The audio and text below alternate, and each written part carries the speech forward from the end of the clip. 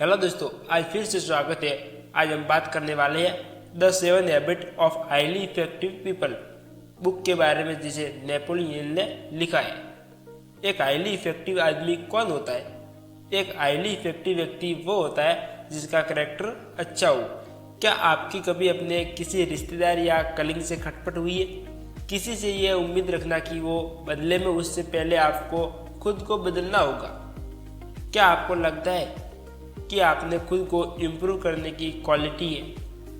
एक highly effective इंसान के दूसरे लोगों के साथ भी अच्छे रिलेशन होते हैं। वो अपने परिवार, रिश्तेदार, दोस्तों, पड़ोसियों और कलीग के साथ मिलजुल कर रहता है और एक अच्छा रिलेशन सालों साल तक चलता है। एक हाईली इफेक्टिव इंसान कैसे बना जाए, आप इस वीडियो में सीखने वाले हैं। जो भी आपकी जॉब हो, आप इस बुक में ये बात जान सकते हैं। जैसे कि अगर आप एक पेरेंट हैं तो अपने बच्चों के साथ रिलेशन और भी बेहतर बना सकते हैं। अगर आप एक बॉस हैं, जो इस बुक में आपको ऐसे टिप्स मिलेंगी जिससे आप अच्छे लीडर बन पाएंगे। जब आपका करैक्टर अच्छा हो तो लोग भी आपसे नज़दीकियाँ बढ़ाना चाहते हैं।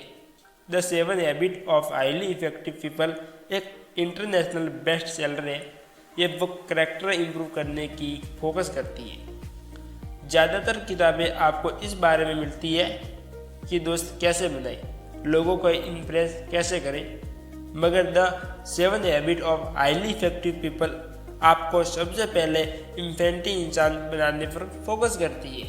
अगर आपकी पर्सनैलिटी अच्छी है तो बेशक आप भी एक इन्फेंटिव इंसान बन सकते हैं, मगर वो बस थोड़े टाइम के लिए होगा। लोगों को जल्द ही पता चल जाएगा कि आपके हर काम के पीछे कोई न कोई मोटिव है। लेकिन अगर आपका करैक्टर अच्छा है तो लाइफ टाइम तक आपके साथ रहेगा। आप अपने आसपास के लोगों को इन्फ्लुएंस करते रहेंगे और आपको इसका पता भी नहीं चलेगा। हैबिट नंबर 1, प्रोडक्टिव कैसे बने। प्रोडक्टिव होने का मतलब क्या है? दूसरे लोग चाहे जो भी ओपिनियंस दे, जैसा भी आपका बिहेवियर हो, हमें उससे इम्पैक्ट नहीं होना। जब लोग हमारे बारे में कुछ बुरा बोलते हैं, जो कभी हमारे अंदर नहीं होती बल्कि उनमें होती है, जो नेगेटिव बात को आपके बारे में बोलते हैं, उनसे उनके खुद को नेगेटिव व्यू का पता चलता है कि वे दुनिया को किस नज़र से देखते हैं। प्रोडक्टिव होने का मतलब ये भी है कि आप किस सिचुएशन में इफेक्ट ना हो, फिर चाहे मौसम खराब हो या ट्रैफिक, लेकिन एक प्रोडक्टिव इंसान का कोई भी फर्क नहीं पड़ेगा। उसकी ज़िंदगी में बुरा वक्त या गरीबी आए, मगर वो हर हाल में खुश रहेगा। एक प्रोडक्टिव इंसान बुरे से बुरे हालत में भी बगैर कोई कंप्लेन किए अपना काम करता रहेगा। प्रोडक्टिव का उल्टा रिएक्टिव होता है, और जो लोग रिएक्टिव होते हैं वो अपने एनवायरनमेंट से बहुत जल्दी इफेक्ट हो जाते हैं। अगर उनके साथ कुछ बुरा होता है तो वो खुद को भी नेगेटिव बन जाती है। एक रिएक्टिव इंसान वह है जिसका मूड टीवी की तरह होता है, जिसका रिमोट कंट्रोल दुनिया के हाथों में होता है। जब भी कोई चाहेगा उस रिएक्टिव इंसान का मूड चेंज कर सकता है, लेकिन एक प्रोडक्टिव इंसान वो है जिसने अपने मूड का रिमोट अपने हाथों में रखा है। एक प्रोडक्टिव इंसान को कोई फर्क नहीं पड़ता कि दूसरा इंसान उसके बारे में क्या सोच रहे हैं या बोल रहे हैं। Habit number 2, believe with the and in mind. आपकी लाइफ की सबसे जरूरी चीज़ क्या है? अपने माइंड में एंड को लेकर शुरुआत से हमारा मतलब है कि हमारे सारे एक्शन आपकी वैल्यूज, आपके पर्पस से मैच होने चाहिए। आपको अपना फाइनल गोल, आपका डिसिप्लिन पता होना चाहिए ताकि आपका हर स्टेप उसी तरह हो। कई बार बहुत सी प्रॉब्लम्स फेस करते हैं।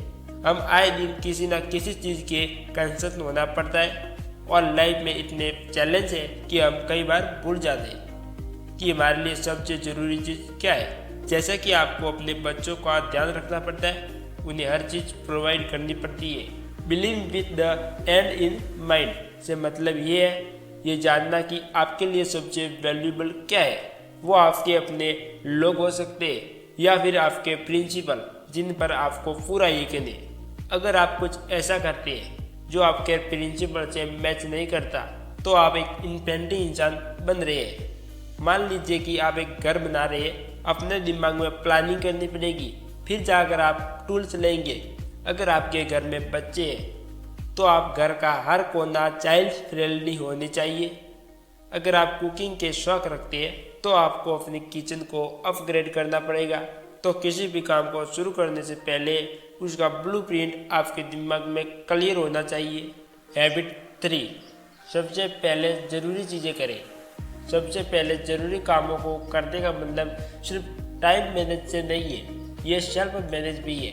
इंसान होने के नाते हम सब सेल्फ अवेयरनेस होते हैं और यही चीज़ हमारी सारी लिविंग थॉट में सुपीरियर बनाती है, क्योंकि सिर्फ हम इंसान ही खुद को इनवैलिड कर सकते हैं। और जब हमें लगता है कि हम कुछ गलत कर रहे होते हैं तो उन्हें चेंज भी कर सकते हैं। जब हमें बहुत से काम करने होते हैं तो सबसे पहले अपनी प्रायोरिटी सेट करनी चाहिए। कुछ लोग तो प्लान्स की हेल्प लेते हैं ताकि उन्हें याद रहे, कुछ लोग टू डू लिस्ट बनाते हैं ताकि उन्हें ज़रूरी काम याद रहे। लेकिन बावजूद इन सब के कई बार हम बेहद ज़रूरी कामों को टाइम पर कंप्लीट नहीं कर पाते। जब आपकी प्रायोरिटी पूरी नहीं हो पाती, सेल्फ डिसिप्लिन आपकी प्रॉब्लम नहीं है। असली प्रॉब्लम ये है कि आपके अपनी प्रायोरिटी को दिल दिमाग में नहीं बिठाया। आपने ये सोचा ही नहीं कि आपकी टॉप प्रायोरिटी क्या है। क्या ये आपके लिए इम्पोर्टेंट है? सोचिए जरा इसके बारे में, आपको और भी ज़्यादा मोटिवेट करेगा। टाइम मैनेज करना चैलेंज नहीं बल्कि खुद को मैनेज करना है। सबसे पहले ज़रूरी चीज़ें करें। इस बात का मतलब है कि आप अपनी प्रायोरिटी को पहले नंबर पर रख रहे हैं। इसका मतलब यह भी है कि ज़रूरत पड़ने पर आप ना बोलना सीखें। इसका मतलब यह भी है कि ज़रूरत पड़ने पर आप ना बोलना सीखें। जब आपके पास करने के लिए ढेर सारा काम हो तो उन टास्क को ना बोल दीजिए जो आपकी प्रायोरिटी का हिस्सा नहीं है। Think win win. Think win win best solution है। अगर कोई जीतना है और दूसरा हारना है तो इससे एक लंबा और मजबूत रिलेशन बन पाएगा। इमेजिन करो कि आपको अपने कलीग से डिसएग्रीमेंट हो जाता है तो आपको ये करना है कि जो प्रॉब्लम है उस पर खुलकर बात करनी है। उसका कोई ऐसा सॉल्यूशन निकाले जो दोनों के लिए सही हो, लेकिन अपने कलीग को खुद पर हावी ना होने दे और आप भी उस पर हावी ना हो।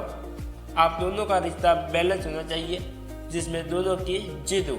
हैबिट 5, पहले खुद दूसरों को समझने की कोशिश करें, फिर दूसरों से उम्मीद करें कि वो आपकी बातें समझें। क्या आपको याद है कि आप लास्ट बार कब किसी से आपने अपनी प्रॉब्लम शेयर की थी? क्या आपने उनकी बातें सच में सुनी थी? क्या आपने एडवाइस देने से पहले उनकी फीलिंग को समझा था? किसी के साथ कम्युनिकेशन करने का सबसे बेस्ट तरीका है कि पहले ये समझने की कोशिश करें कि आखिर में वो क्या कहना चाहते हैं। गुड लिसनिंग वो होती है जब आप खुद को सामने वाले की सिचुएशन में रख कर सोचते हैं, तभी आप सही तरीके से समझ पाएंगे कि वो इंसान क्या कहना चाहते हैं। जब आप सुनते नहीं है तो आप उस इंसान की बातों को बगैर समझे रिप्लाई करने लगते हैं, मगर जब आप समझने की कोशिश करते हैं तभी आपको पता चलता है कि वो इंसान असल में कैसा फील कर रहा है। और जब आप इस तरीके से किसी की